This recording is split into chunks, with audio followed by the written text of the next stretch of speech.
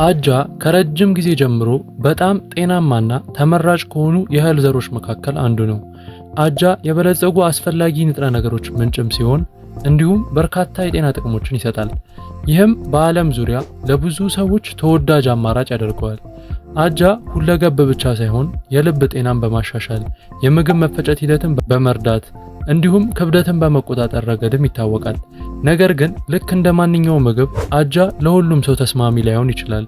እናም የተወሰኑ ሰዎች አጠቃቀማቸውን ሊቀንሱ ወይም ጭራሹኑ መጠቀም ማቆም ሊኖርባቸው ይችላል። ስለዚህ በዛሬው ትምህርታችን የአጃ አስደናቂ የጤና ጥቅሞችና በመጨረሻም አጃን መጠቀም የሌለባቸው ሰዎች እነማን እንደሆኑ በስፋት የምናይ ይሆናል። በጥሞና ካዳመጣችሁኝ ያለምንም ስጋትና የጎንዮሽ ጉዳት አጃን ለጤናችሁ በሚስማማ መልኩ እንዴት መጠቀም እንደምትችሉ የሚረዳችሁን ጠቃሚ መረጃዎች ታገኛላችሁ። ሁሌም ለጤናችሁ ቅድሚያ የምትሰጡና መልካም ልብ ካላችሁ ቪዲዮውን ላይክ በማድረግ ይጀምሩ። ምክንያቱም የእናንተ ላይክ ይህንን ትምህርት ብዙ ሰው ጋር እንዲደርስና እንዲጠቀሙበት ያደርገዋል። ለዚህ ቻናል አዲስ ከሆናችሁ ኢብራሂም እባላለሁ፣ ክሊኒካል ፋርማሲስት ነኝ። ዩቲዩብ ላይ ስለ ጤናቸው ማወቅ ፈልገው ከሚመጡ ጥቂት አስተዋይ ሰዎች ውስጥ ከሆኑ ሰብስክራይብ በማድረግ ቤተሰባችን ይሁኑ። በምንለቃቸውም የጤና ትምህርቶች የራስዎንና የቤተሰቦን ጤና ይጠብቁ።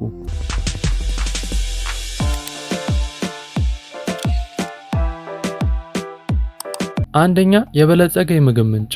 አጃ በቪታሚኖች፣ ማዕድናት እንዲሁም አንቲኦክሲዳንት የተሞላ ሲሆን ይህም ለአጠቃላይ የጤና አስተዋጽኦ ያደርጋል። በአጃ ውስጥ የሚገኙ ንጥረ ነገሮች አጃ ምርጥ የማንጋኒዝ፣ ፎስፈረስ፣ ማግኒዚየም፣ ኮፐር፣ አይረን፣ ዚንክ እና ቢ ቪታሚኖች በተለይም ቢ1 ቲያሚን ምንጭ ናቸው። እነዚህ ንጥረ ነገሮች በኃይል ምርት፣ በአጥንት ጤናና በሽታን የመከላከል ተግባር ውስጥ ወሳኝ ሚና ይጫወታሉ። አጃ ልዩ የጸረ ብግነት ባህሪ ያለው ሲሆን አንቲኦክሲዳንትን በውስጡም የያዘና የደም ስሮችን የሚያሰፋውን የናይትሪክ ኦክሳይድ ምርትን በመጨመር የደም ግፊትን ለመቀነስ ይረዳል። ስለዚህ አጃን እንደ የተመጣጠነ አመጋገብ አካል ማካተት ለአጠቃላይ ጤና አስፈላጊ የሆኑ ንጥረ ነገሮችን ለማግኘት እድልን ይሰጣል። ሁለተኛ፣ የልብ ጤናን ይደግፋል። አጃ ለልብ ጤናማ ጠቀሜታዎቹ ይታወቃል። በዋነኛነት በፋይበር ይዘታቸው ከፍተኛ ናቸው። ፋይበር አጃ በቤታ ግሉካን የበለጸገ ሲሆን የኮሌስትሮል መጠንን በመቀነሱ የምግብ መፈጨት ሂደት ውስጥ ጄል የመሰለ ንጥረ ነገር በመፍጠር ኮሌስትሮልን በማሰር እናም ወደ ደም ውስጥ እንዳይገባ የሚከላከል የፋይበር አይነት ነው። የኤልዲኤል ኮሌስትሮልን ይቀንሳል። ጥናቶች እንደሚያሳዩት አጃን አዘውትሮ መመገብ አጠቃላይ የኮሌስትሮል መጠንን እንደሚቀንስ፣ በተለይም ኤልዲኤል መጥፎ ኮሌስትሮልን በመቀነስ ይህ ለልብ ህመም ዋነኛ መንስኤ ነው። ስለዚህ በየቀኑ አጃን መመገብ ጤናማ የኮሌስትሮል መጠንን በመጠበቅ የልብና የደም ቧንቧ በሽታዎች ተጋላጭነትን ይቀንሳል። ሶስተኛ፣ የደም ስኳርን ለመቆጣጠር ይረዳል። በአጃ ውስጥ የሚሟማ ፋይበር የካርቦሃይድሬትስ መፈጨትንና የስኳር መጠንን ስለሚቀንስ የደም ስኳር ስጋት ላለባቸው ሰዎች ጥሩ አማራጭ ያደርገዋል። ዝቅተኛ ግሊሴሚክ ኢንዴክስ። አጃ በአንጻራዊነት ዝቅተኛ ግሊሴሚክ ኢንዴክስ ያላቸው፣ ይህ ማለት ከተመገቡ በኋላ በዝግታና ቀስ በቀስ በደም ውስጥ ያለውን የስኳር መጠን ይጨምራል። ይህ የስኳር በሽታ ላለባቸው ወይም ለበሽታ ተጋላጭ ለሆኑ ሰዎች ጠቃሚ ሊሆን ይችላል። የኢንሱሊን ስሜትን ያሻሽላል። አጃን አዘውትሮ መመገብ የኢንሱሊን ስሜትን ለማሻሻል ይረዳል። ይህም በደም ውስጥ ያለውን የስኳር መጠን ለመቆጣጠር ይረዳል። ስለዚህ አይነት 2 የስኳር በሽታ ላለባቸው ወይም ቅድመ የስኳር በሽታ ላለባቸው ሰዎች አጃን ለተመጣጠነ የምግብ እቅድ ውጤታማ አካል ሊሆን ይችላል። አራተኛ፣ ጤናማ የምግብ መፈጨትን ያበረታታል። አጃ በውስጡ ባለው ከፍተኛ የፋይበር ይዘት ምክንያት የምግብ መፈጨትን ለመደገፍ በጣም ጥሩ ነው። ፕሮባዮቲክ ተጽዕኖ። በአጃ ውስጥ ያለው ፋይበር እንደ ፕሮባዮቲክ ሆኖ ያገለግላል። በአንጀቱ ውስጥ ያሉትን ጠቃሚ ባክቴሪያዎችን በመመገብ እናም ጤናማ አንጀትን ማይክሮቢየም እንዲኖር ያደርጋል። የሆድ ድርቀትን ይከላከላል። በአጃ ውስጥ የሚሟማ ፋይበር ሰገራ ላይ ብዙ ስለሚጨምር በቀላሉ እንዲያልፍ ያደርገዋል እናም የሆድ ድርቀትን ይቀንሳል። ይህ በተለይ መደበኛ ያልሆነ የአንጀት እንቅስቃሴ ላላቸው ሰዎች ጠቃሚ ሊሆን ይችላል። ስለዚህ አጃን በአመጋገብ ውስጥ ማካተት መደበኛነትን ለመጠበቅ እንዲሁም የአንጀትን ጤንነትን ለመደገፍ ይረዳል። አምስተኛ፣ ክብደትን ለመቆጣጠር ይረዳል። አጃዎች የሙሉነትና የእርካታ ስሜትን ለማቆየት ባላቸው ችሎታ ምክንያት ክብደትን ለመቆጣጠር ይረዳል። ጥጋብ። በአጃ ውስጥ የሚገኘው ቤታ ግሉካን ፋይበር በአንጀት ውስጥ ጄል የመሰለ ንጥረ ነገርን ይፈጥራል። ይህም የምግብ መፈጨትን ይቀንሳል እናም የሙሉነት ወይም የጥጋብ ስሜትን ያረዝመዋል። ይህ በቀን ውስጥ ያለውን የካሎሪ መጠን ለመቀነስ ይረዳል። ሜታቦሊዝምን ይደግፋል። አጃ የካርቦሃይድሬት ጥሩ ምንጭ ናቸው። ይህም ዘላቂ ኃይል የሚሰጥና በደም ውስጥ ያለውን የስኳር መጠን ላይ ፈጣን የሆነ ጭማሪ ሳያስከትል ጤናማ ሜታቦሊዝምን ይደግፋል። ስለዚህ አጃ መመገብ ረዘም ላለ ጊዜ የሙሉነት ስሜት እንዲሰማዎት ያደርጋል። ይህም በኋላ ላይ ከመጠን በላይ መብላትን ለመከላከል ይረዳል። ስድስተኛ የበሽታ መከላከል ተግባርን ይደግፋል። አጃ የበሽታ የመከላከል አቅምን የሚደግፉ በርካታ ውህዶች አሉት። ቤታ ግሉካን ይህ የሚሟማ ፋይበር ከኮሌስትሮል ጋር ብቻ ሳይሆን የሰውነትን በሽታ የመከላከል አቅምን በማጎልበት እንደ ማይክሮፌጅ እና ኒትሮፊልን ያነሳሳል። እነዚህም ተላላፊ በሽታዎችን በመከላከል አስፈላጊ የሆኑ የሰውነትን በሽታ የመከላከል አቅምን ይጨምራሉ። ቪታሚኖችና ማዕድናት አጃ ጥሩ የዚንክ፣ ሴሊኒየም እና አይረን ምንጭ ሲሆኑ እነዚህ ሁሉ የበሽታ መከላከል ስርዓትን ለመጠበቅ ወሳኝ ናቸው። ስለዚህ አጃን አዘውትሮ መጠቀም የሰውነቱ ኢንፌክሽኖችንና ህመሞችን የመከላከል አቅምን ለማሻሻል ይረዳል። ሰባተኛ የካንሰር ስጋትን ይቀንሳል። ተጨማሪ ምርመራ የሚያስፈልገው ቢሆንም አንዳንድ ጥናቶች እንደሚያሳዩት በአጃ ውስጥ የሚገኙት ጸረ አንቲኦክሲዳንትና ፋይበር ለተወሰኑ የካንሰር አይነቶች በተለይም የአንጀት ካንሰር ተጋላጭነትን ይቀንሳል። የኮሎን ካንሰር መከላከል በአጃ ውስጥ ያለው ከፍተኛ የፋይበር ይዘት ጤናማ የአንጀት እንቅስቃሴን ያበረታታል። ይህም በምግብ መፈጨት ስርዓት ውስጥ የካርሲኖጂኒክ ንጥረ ነገሮችን እንዳይከማች በማድረግ የአንጀት ካንሰር ተጋላጭነትን ይቀንሳል። የጸረ ብግነት ባህሪያት በአጃ ውስጥ የሚገኙት አቬናንትራይመኖች ጸረ ብግነት ባህሪያቶች ስላሏቸው የካንሰር ተጋላጭነትን በመቀነስ ረገድም ትልቅ ሚና ሊጫወቱ ይችላሉ። ስለዚህ በአመጋገብ ውስጥ አጃን ማካተት ከሌሎች ጤናማ የአኗኗር ዘይቤዎች ጋር ሲጣመር ከኮሎን ካንሰር የተወሰነ ጥበቃ ሊሰጥ ይችላል።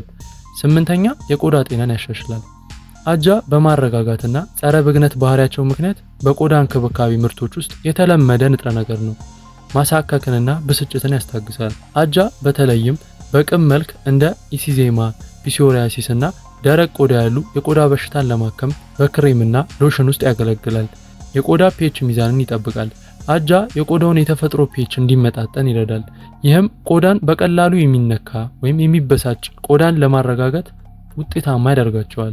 ስለዚህ አጃን የያዙ የአጃ መታጠቢያዎች እንዲሁም የቆዳ እንክብካቤ ምርቶች ስስ ቆዳ ላላቸው ወይም የሚያቃጥል የቆዳ በሽታ ላለባቸው ሰዎች ሊጠቅም ይችላል። ዘጠነኛ በልጆች ላይ የአስም በሽታን ለመቀነስ ሊረዳ ይችላል። አጃን ለጨቅላ ህጻናት መስጠት በአስም ወይም በአለርጂ መጋለጥ እድላቸውን ይቀንሳል።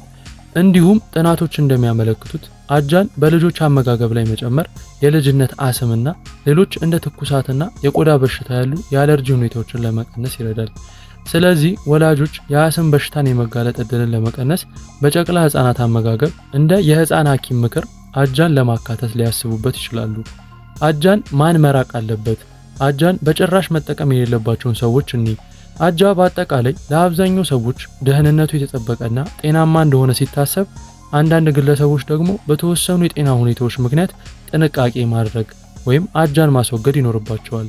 አንደኛ የሴላሊክ በሽታ ወይም ከባድ የግሉተን ስሜት ያለባቸው ሰዎች። አጃ ውስጥ ግሉተን የለም፣ ነገር ግን ብዙውን ጊዜ የሚዘጋጁት ግሉተን የያዙ እንደ ስንዴ፣ ገብስና አጃ ያሉ እህሎች በሚይዙ ተቋማት ውስጥ ሲሆን ይህም ወደ መበከል ሊያመራ ይችላል። የመበከል አደጋ ከግሉተን ነፃ አጃዎች በጋራ መገልገያዎች ውስጥ ከተቀነባበሩ አነስተኛ መጠን ያለው ግሉተን ሊይዙ ይችላሉ። ስለዚህ ሴሊያክ በሽታ ወይም የግሉተን ስሜታዊነት ካለ የብክለት አደጋን ለመቀነስ የተረጋገጠ ከግሉተን ነፃ የሆነ አጃን ይጠቀሙ። ሁለተኛ የአጃ አለርጂ ያለባቸው ሰዎች።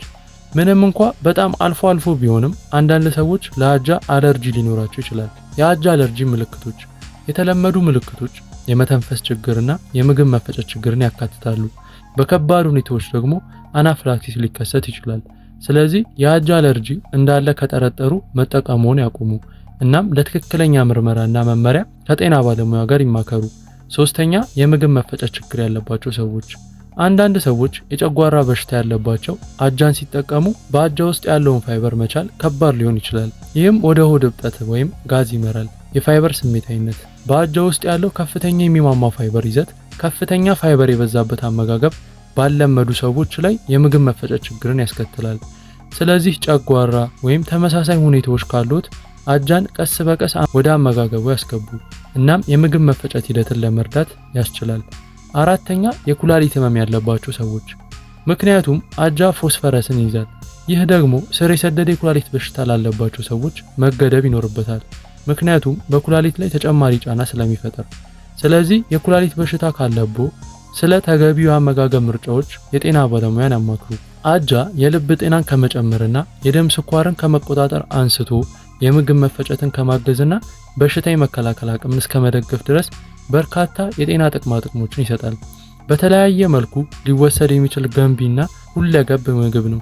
ይሁን እንጂ ሴላሊክ በሽታ፣ ግሉተን ስሜታዊነት ወይም የአጃ አለርጂ ያለባቸው ሰዎች መጠንቀቅ አለባቸው። እናም አጃን ማስወገድ ወይም ከግሉተን ነፃ የሆኑ አማራጮችን መምረጥ ሊኖርባቸው ይችላል። በተጨማሪም አንዳንድ የምግብ መፈጨት ችግር ያለባቸው ሰዎች ለአጃ ያላቸውን አቀባበል መከታተል ይኖርባቸዋል።